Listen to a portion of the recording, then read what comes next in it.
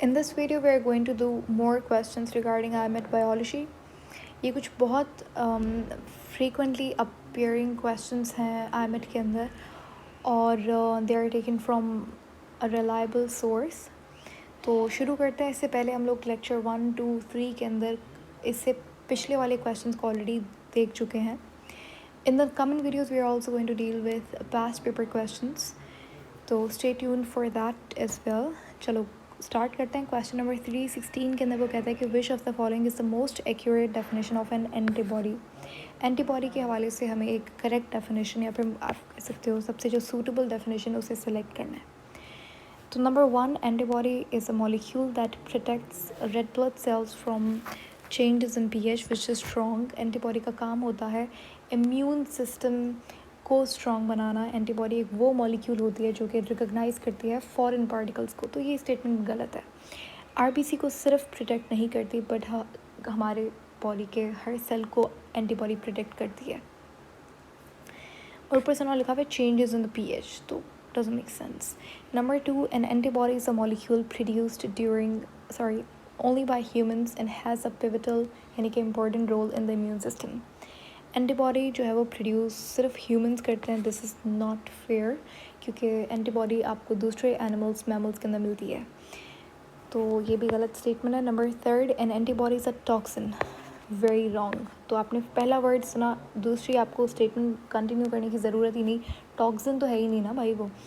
Number 4, an antibody is a molecule that is used by the immune system to identify and neutralize foreign object and molecules, which is absolutely right. Number 5 को भी एक बार देख लेते हैं. Antibody are small proteins found in RBC. No, they are not found in RBC. They are found in blood, but not specifically RBC के अंदर नहीं होती antibody. So this is wrong. तो यहाँ पर हमारे पास option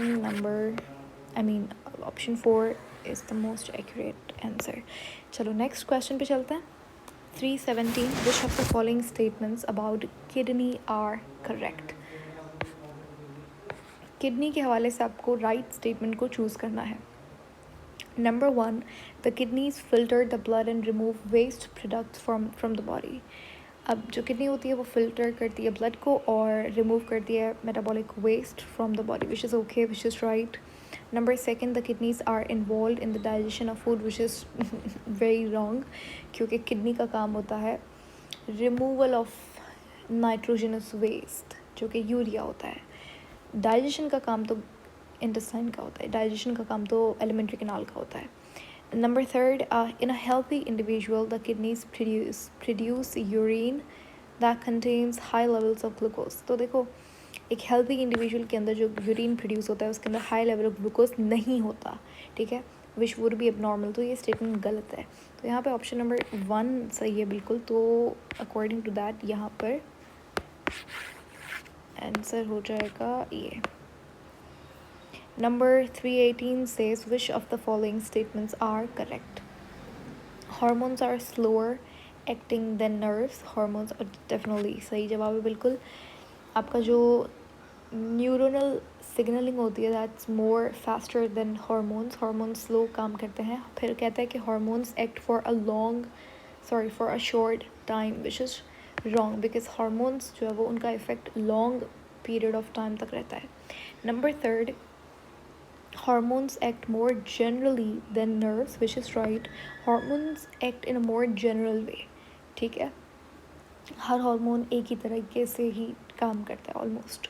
number 4, hormones are released when you get scare, which is right क्योंकि जब आप डरते हो तो हार्मोन्स रिलीज होते हैं. जस्ट फॉर एग्जांपल एड्रीनलिन हो गया, आप कहते हैं ना आई कैन फील, आप कह सकते हो I can feel an adrenaline rush. हाँ, दैट्स अ गुड वर्ड. तो वो जो एड्रीनलिन रश जो आप बोलते हो, तो बेसिकली एड्रीनलिन जो एक हार्मोन होता है वो रिलीज़ होता है when you are stressed, when you are scared, when you are in the flight and fight mode, तब वो हार्मोन रिलीज़ होता है. तो आप जब डरते हो तब आपको डर लगता है तो ये हार्मोन रिलीज़ होता है. यहाँ पर कौन सा सही जवाब होगा? यहाँ पे ऑप्शन नंबर 1 भी ठीक है, 3rd एंड 4th भी ठीक है. तो ऐसा कोई ऑप्शन यहाँ पे नहीं है जिसके अंदर 1 2 1 3 या 4 आए, राइट? 1 नहीं है ना, ये रहा, परफेक्ट। ओके ठीक है, तो ये समझ आ गया, ये आपका सही जवाब होगा। नंबर 319 क्वेश्चन देखते हैं, which statement regarding homeostasis are correct. Homeostasis किसे कहा जाता है? आपके बॉडी के इंटरनल इन्वायरमेंट को एक्सटर्नल इन्वायरमेंट के हिसाब से मेंटेन करके रखना, ठीक है, उसे होम्योस्टेसिस कहते हैं। फॉर एग्जांपल अगर एक्सटर्नल इन्वायरमेंट के अंदर चेंज आ रहा है तो इंटरनल इन्वायरमेंट चेंज ना हो पाए, वो काम होम्योस्टेसिस का फिनोमेना करता है, प्रोसेस करता है। नंबर 1 के अंदर कह रहा है homeostasis is about ensuring the inputs within the body exceed the outputs to maintain a constant internal environment. मैं एक चीज़ बता दूँ, इनपुट आउटपुट हमेशा आपका इक्वल होंगे, तभी आपका इंटरनल इन्वायरमेंट क्या होगा, कांस्टेंट रहेगा। तो ये तो गलत है, ठीक है। Homeostasis about ensuring with, this is also wrong क्योंकि अभी लेस लिखा हुआ है। उसके बाद with in the body with the output ensuring your, अच्छा नंबर सेकंड स्टेटमेंट के बाद एक बार और देखते हैं। नंबर सेकंड स्टेटमेंट के अंदर कह रहा है homeostasis is about ensuring the inputs within कहाँ गया, within the your body are less than the outputs. Okay ये गलत है, ये भी सही नहीं है। नंबर थर्ड के अंदर कह रहा है homeostasis is about maintaining the inputs with in your body with the outputs. Input output same होंगे विच इज़ ओके, बट बाद में वो कह रहा है कि बॉडी फ्लक्चुएट करेगी according to external environment which is strong. Homeostasis में ऐसा नहीं होता, इंटरनल बॉडी इन्वायरमेंट सेम रहता है regardless of what's happening in the external environment. अगर आप नंबर 4 देखो तो ये स्टेटमेंट ठीक है बिल्कुल, तो ऑप्शन नंबर 4 सही होगा, ठीक है।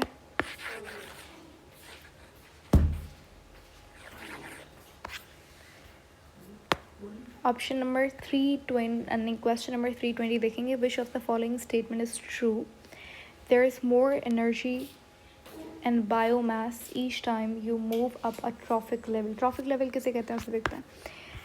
देखो ये जो आपके पास इकोलॉजिकल पिरामिड होता है इसको ट्रॉफिक लेवल कहा जाता है। ये ट्रॉफिक लेवल 1 2 3, ठीक है, और आप जैसे जैसे प्रोड्यूसर से दूर जाओगे तो आपका ट्रॉफिक लेवल इंक्रीज़ होगा। तो याद रखिएगा प्रोड्यूसर्स के अंदर सबसे ज़्यादा एनर्जी होती है, ठीक है, बायोमास इनके अंदर कम होता है लेकिन एनर्जी इनमें सबसे ज़्यादा होती है। तो अब आप देख सकते हो कि ऑप्शन आपका कौन सा ठीक है। तो वो कह रहा है कि you move up trophic level, यानी कि आप प्रोड्यूसर से ऊपर जा रहे हो। तो जब आप प्रोड्यूसर से दूर जाओगे तो आपकी एनर्जी कम होगी, लेकिन बायोमास और एनर्जी दोनों ही आपके कम होंगे, ठीक है। अब मोर एनर्जी एंड बायोमास नहीं, मोर एनर्जी नहीं बायोमास भी नहीं, लेस एनर्जी एंड बायोमास, ये स्टेटमेंट ठीक है। More energy but less biomass, less energy more biomass, no difference. अब देखो यहाँ पे याद रखिएगा आपके पास एनर्जी और बायोमास दोनों कम होंगे जब आप जैसे जैसे आप ऊपर ट्रॉफिक लेवल के जाओगे। तो ऑप्शन नंबर 2 यहाँ पे सही है,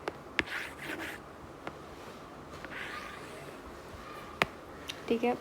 इसको दोबारा से अगर ऑप्शन नंबर मैं कीज़ चेक कर लूँगी इसके बाद, अगर ऑप्शन नंबर 2 सही नहीं हुआ मैं पिन कर दूँगी कमेंट्स के अंदर कि कौन सा ठीक ऑप्शन इसके लिए, बट आई थिंक इसका ऑप्शन नंबर 2 ही सही जवाब है।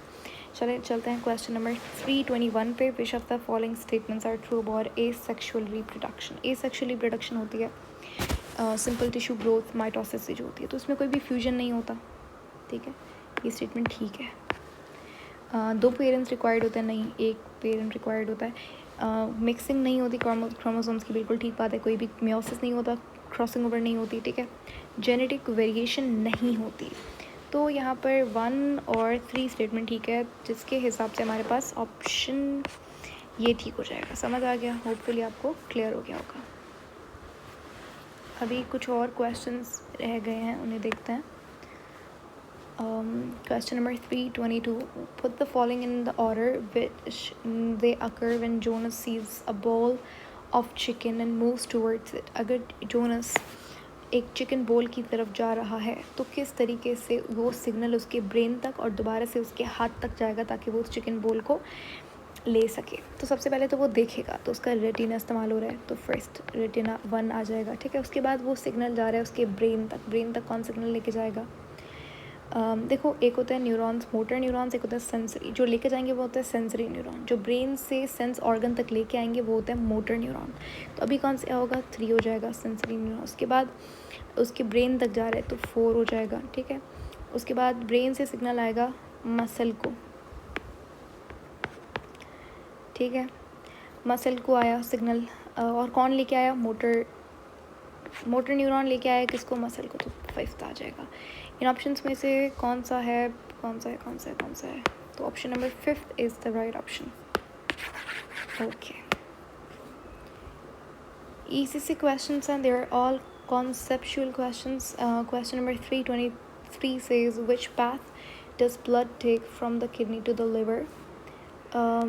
किडनी से ब्लड अगर लिवर की तरफ जाना है तो कैसे जाएगा? तो यहाँ पे याद रखिएगा, किडनी से पहले ब्लड जाएगा हार्ट में, और हार्ट से फिर जाएगा लंग्स में ऑक्सीजनेट होने के लिए, एंड देन लिवर के पास जाएगा। तो किडनी से ब्लड हार्ट में कौन लेके जाएगा? Renal vein. रीनल वर्ड जहाँ पे भी आ गया यानी कि किडनी की बात हो रही है, तो 6 पहले आ जाएगा, ठीक है। उसके बाद अब ये ब्लड कहाँ जाएगा? हार्ट में। और हार्ट में कौन सी वेन लेकर जाती है ब्लड को? वेना कावा, और इन्फीरियर वेना कावा होगी, ठीक है। तो नंबर 2 आ जाएगा। उसके बाद अब हार्ट से ब्लड जाएगा लंग्स में for the purpose of oxygenation. तो कौन सा वेन लेके जाएगी? आर्टरी लेके जाएगी, क्योंकि हार्ट से जो लेके जाएगी वो आर्टरी होगी। जो हार्ट को ब्लड देगी, लेके आएगी हार्ट के पास, वो वेन होगी। तो यहाँ पे आर्टरी होगी, ठीक है। फिर दोबारा से लंग्स से हार्ट में आएगा ब्लड, तो कौन लेकर आएगा? पल्मोनरी वेन लेके आएगी, 5th आ गया। और उसके बाद पल्मोनरी वेन भी हो गया। उसके बाद हमारे पास एओर्टा से ब्लड जाएगा लिवर में, एओर्टा से ब्लड जाएगा लिवर में हेपेटिक आर्टरी के थ्रू। तो ये ऑर्डर है, ठीक है। 6 to 1 which for be this option. तो ये हमारे पास सही जवाब है। नेक्स्ट क्वेश्चन जो हमारा लास्ट क्वेश्चन है, इसके अंदर वो कह रहा है 324 which of the following statements are true about animal cloning? Animal cloning के हवाले से कौन सा स्टेटमेंट सही है? अब देखो, एनिमल क्लोनिंग क्या होती है कि अगर एक लिविंग ऑर्गेनिज्म की मैं एग्जैक्ट कॉपी बना दूँ तो उसको क्लोनिंग बोलते हैं, ठीक है। एक ऑर्गेनिज्म का एग्जैक्ट कॉपी बन जाना, उसे क्लोनिंग कहा जाता है। अब ये मेथड आर्टिफिशियली भी होता है लेबॉर्ट्रीज़ के अंदर। इसके हवाले से आपको राइट स्टेटमेंट चूज़ करनी है। Animals cloned from embryo transplants are genetically identical, which is right. Genetically वो लोग क्या होते हैं? आइडेंटिकल होते हैं। जेनेटिकली भी आइडेंटिकल होंगे और उनका फिनोटाइप भी बिल्कुल सेम होगा। उसके बाद नंबर 2 के अंदर genetic material is removed from an unfertilised egg during adult cell cloning, which is right. जब भी आप क्लोनिंग करोगे तो समझ लीजिए हमें एक एडल्ट एनिमल बनाना है या एक एडल्ट ह्यूमन बीइंग फॉर्म करना है, तो उसका हम लोग पहले क्या करेंगे? अनफर्टिलाइज्ड एग लेंगे, उसके अंदर उसका जेनेटिक मटेरियल रिमूव करके एक एडल्ट का जेनेटिक मटेरियल इंसर्ट करेंगे, जो एडल्ट हमें चाहिए, जिसका हमें क्लोन बनाना है। तो ये स्टेटमेंट भी ठीक है। Number 3, cloning can cause a reduce gene pole, which is right. Cloning जो है वो gene pole, not pole but pole, gene pool को रिड्यूस कर देगा, इट्स राइट। जीन पूल कहते हैं कि set of genes in a population, ठीक है। इसको कभी और दिन डिस्कस करेंगे जीन पूल का एक्चुअली क्या कॉन्सेप्ट होता है इनहेरिटेंस वाले चैप्टर के अंदर। Number 4, cloning is only possible with mammals. ज़रूरी नहीं है मैमल्स के साथ हो, आप प्लांट्स के साथ, दूसरे एनिमल्स के साथ भी क्लोनिंग कर सकते हो। तो यहाँ पर this is not right. We do have 1 2 3 हमारे पास स्टेटमेंट सही है, तो ऑप्शन नंबर 5 सही होगा। Okay, we are done. हमारे आज के क्वेश्चंस कंप्लीट हो गए। नेक्स्ट हम फर्दर क्वेश्चंस करेंगे इन आने वाली वीडियोस के अंदर। और until then take care, thank you so much for watching, bye bye.